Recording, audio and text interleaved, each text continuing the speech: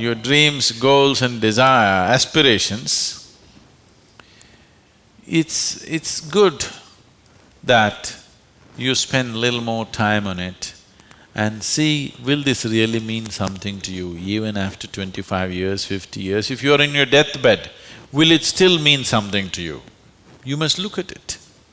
Whatever you're aspiring for, whatever you're dreaming of, whatever goals you have set, will it really mean something? Because most of these goals are traps.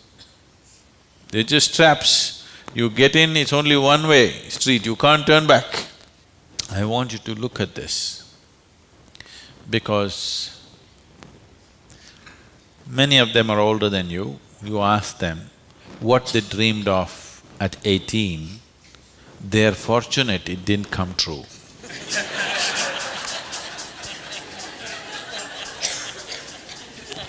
Yes or no?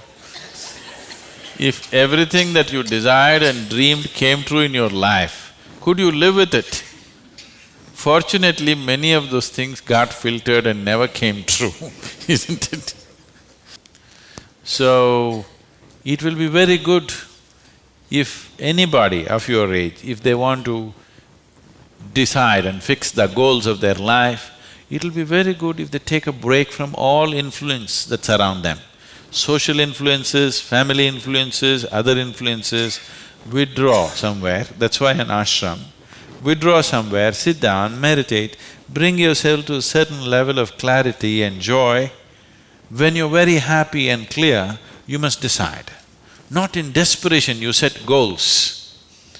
Desperate goals that you set will mean a lot to you at that moment. Tomorrow morning you look, you don't know why you're tangled up with it. So, it'll be good.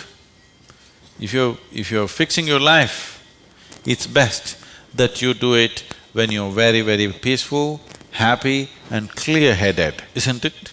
Not influenced by anything around you, simply by yourself. Sit and decide what is it that you really want to become in your life. What is it that will be of enduring value for you, not for somebody else, for you. And you don't have to build a personality for that, you strive for that. The necessary persona will come. You must understand what a personality is. The word personality comes from the word persona. Persona means in Greek or in Latin, I'm sorry, is a mask. This is a mask that they used to use in old theaters. Now, the same people will be playing many roles. Let's say Ramayana is happening. You have to play Rama's role also and Sita's role also and Lakshman's role also. For everything there's one mask. You hold this mask and speak like Rama, keep it down. Hold this mask and speak like Sita, keep it down. Hold this and speak like Hanuman and keep it down. This is how the plays were done. So it is those masks which were referred to as persona. So personality means you held a mask and mask got stuck to your face, you couldn't pull it out. That means you have a personality. Personality is something that people are trying to develop because they have no sense of being. Instead of the real thing, you're trying to concretize the fake thing. If you are in touch with your being, why do you want a personality? It's not necessary. You can be a different kind of personality in different places. You are actually already. Or are you stuck with one personality? Some people are. People who are simplistic in their head have only one personality. Others have different personalities in different areas of life, isn't it? If you had seen me before like 1999, that is before the consecration of Dhyanalinga, I was a completely different kind of person, okay? To such an extent, everything about me was so different. Well before that things happened that was beyond me, but this was conscious. At that time I was single-minded towards a certain purpose, I was in a certain way. So after… I never thought I will live beyond that. but somehow things happened. Then I thought, okay, now that the work is over, let me change my personality completely. To fulfill that, I had acquired a certain kind of personality. And now that it's over, I thought, let me change it. And I told people around me, see, I'm going to change my personality. Don't be shocked, I'm still the same guy. They said, no problem, this. I said, just hang on, because things will change. Everything about me will change, the way I operate will change, the way I speak will change, the way I dress will change, the way I do, everything will change. They said, no problem, we know you, we love you with this. I said, that's okay, hang on tight, because when things change, people fall off. Lot of people fell off because they couldn't believe. Where is that person that they knew? That person just evaporated, you know This is a new person, they can't identify with this new person.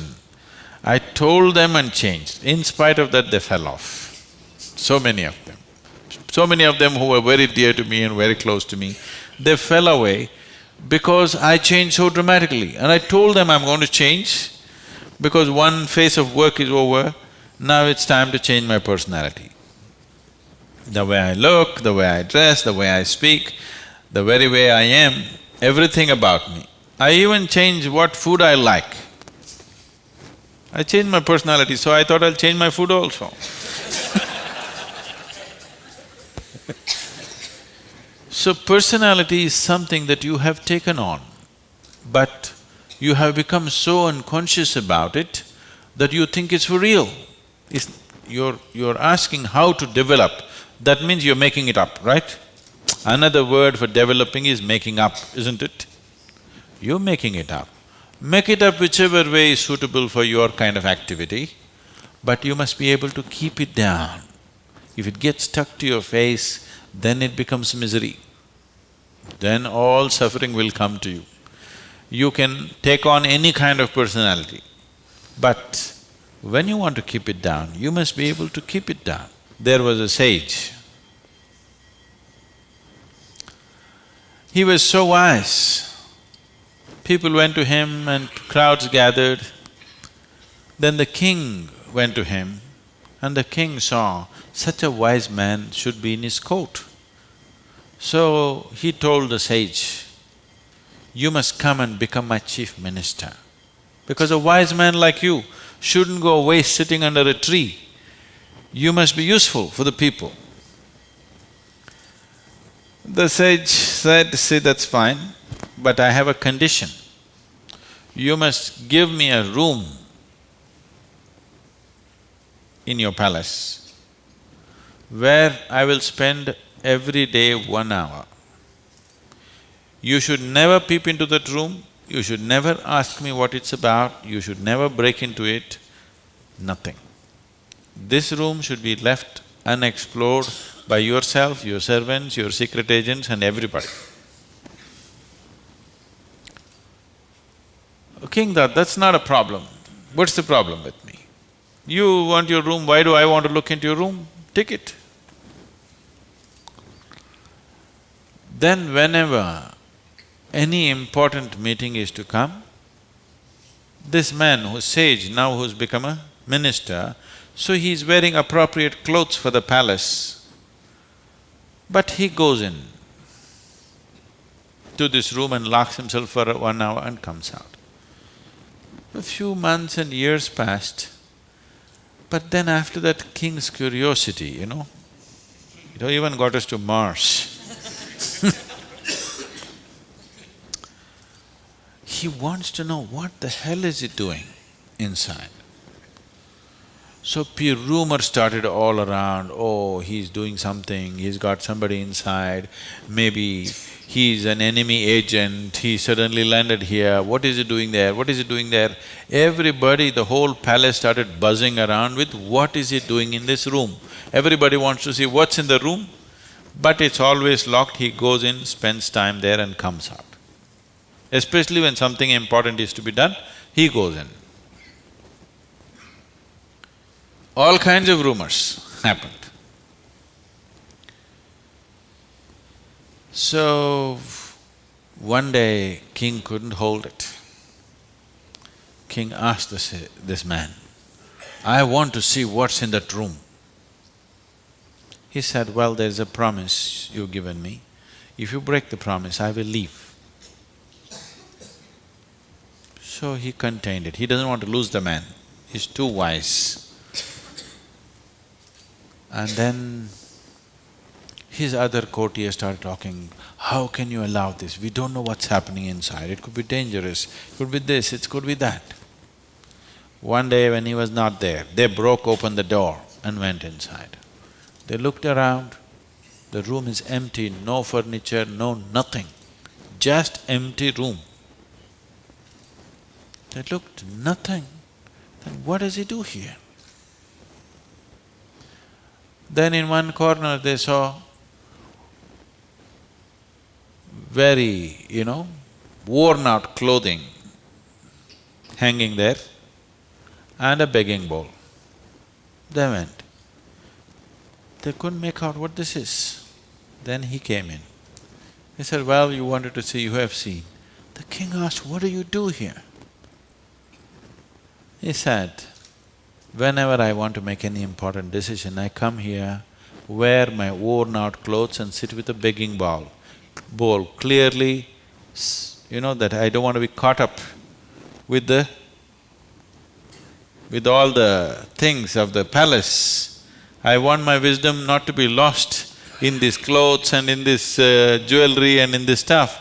So I come here, wear those clothes, sit with my begging bowl, make the decisions and then come out. Now you've broken the promise," and he left. So, this is what meditation is for you. Every day when you sit, you strip yourself down. You don't have to do anything about it. If you sit there simply, see, anything that's made up needs constant support from you, isn't it? See, suppose you tell a lie. It needs constant support to keep it up, isn't it? But if something is true, you can even forget it, but it's still there, isn't it? You understand what I'm saying? If something is true, even if you forget it, it's still there, no problem. But if it's a lie, you have to keep it up. Your personality is a lie. Your being, your existence is the truth. You don't have to keep this up. This will be anywhere there. What you make up for the sake of the society, to function in the society, you need a certain kind of makeup. You must be able to keep it down. If you're going to bed fully made up, then something wrong with you.